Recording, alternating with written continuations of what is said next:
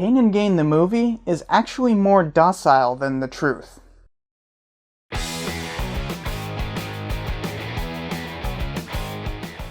Hey, Cypher here. Michael Bay seems like the perfect director to depict all these machismo antics, but that's actually the problem. These are serious crimes, not sympathetic stupidity. Most of the problems arise from Bay's vulgar sensibilities and his ineptitude with subtlety. You would think that this would be the perfect story for Michael Bay. His incoherent cinematography that overemphasizes everything, which is euphemistically called Bayhem, and overtly juvenile demeanor portrayed in most of his films genuinely pair well with the subject matter. The tone of this movie is authentic to the story, and many of the excesses are very true. But when it isn't vulgar enough, Bay is fine with being disingenuous to suit his own crude sense of humor. Dwayne Johnson's character is a mashup of two different people. Jorge Delgado is the main gang member that he represents, but for some reason he was purposefully given the personality of Carl Weeks. There's no reason for this besides Bay trying to impose a gag. Rebel Wilson's character is loosely based on Cindy Eldridge, but loosely is an understatement. Basically, everything about this character is fabricated. Mark Schiller has bitterly complained about his character in the movie, telling the press that he wasn't that kind of sleazy douchebag. While the characterization might be over the top, he did defraud the government for $14.6 million. Which included spending 46 months in prison. The hideout at the sex toy facility is yet another example of Bay throwing his childishness at the truth. It was storage for business supplies. But that's boring, so let's just put dildos everywhere. Wouldn't that be funny? I feel like I'm reviewing a film made by a preteen boy.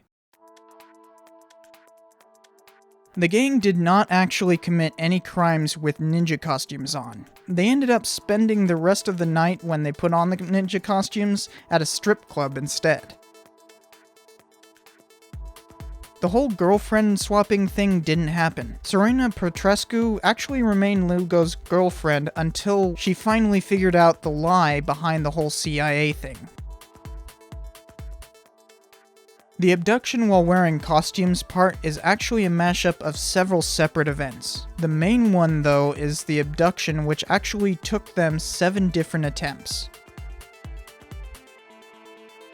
When they tortured Schiller, it was far worse than is depicted, but I won't go into gory detail. Schiller never got revenge by slamming a vehicle into his kidnapper. No one in the Sun Gym gang ever robbed an armored car, or got their toes shot off. This is pure fantasy. Given all the other crimes, why add anything else? The guy who had his head smashed in with weights did not die that way.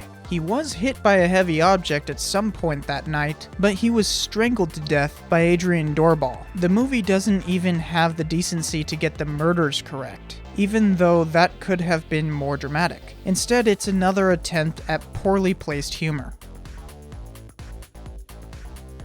The electric chainsaw getting clogged up with human hair was actually a gasoline saw that wasn't properly oiled for it to function. Schiller and the family members of victims have been extremely vocal about the depravity of this movie. Bay certainly shines a sympathetic light on the criminals, and these victims have been egregiously harmed by that. This is why accuracy is necessary when you put based on a true story as part of the belief of your movie. It's reality, and saying that it's fictionalized is not enough to relieve you from being disingenuous. To those who have complained about my form of criticism, this is why. The arrogance of, hey, it's just a movie, is why this kind of filth gets made. And this is the worst kind of inaccuracy. It introduces just enough of the real-life extremes to make you believe the rest of the story. Generally, we're supposed to think of these guys as bumbling buffoons, way out of their depth.